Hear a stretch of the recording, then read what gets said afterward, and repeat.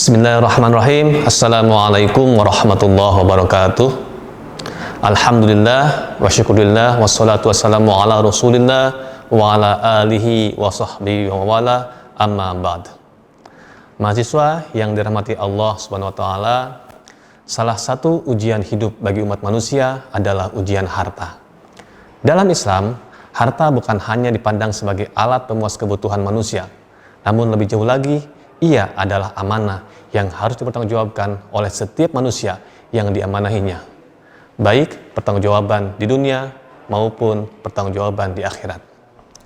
Sekurang-kurangnya, ada dua pertanyaan penting yang harus dipersiapkan jawabannya oleh setiap insan berkaitan dengan pertanggungjawaban harta. Yaitu pertama, dari mana kau dapatkan harta itu? Dan yang kedua, kemana kau belanjakan harta itu?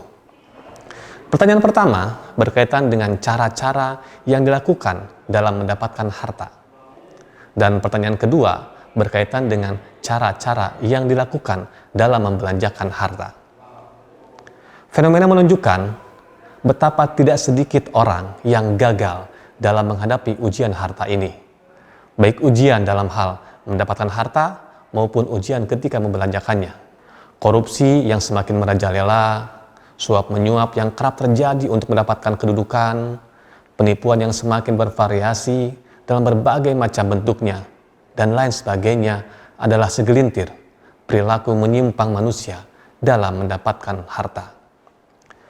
Gaya hidup hedonis dalam berbagai aktivitas kehidupan sehari-hari, senang menumpuk-numpuk harta dan menghambur-hamburkannya, yang kadang tidak memberikan faedah, dan lain sebagainya, merupakan sekelumit contoh perbuatan yang keliru dalam membelanjakan harta. Lantas, bagaimana ajaran Islam tentang cara-cara mendapatkan harta dan juga membelanjakannya?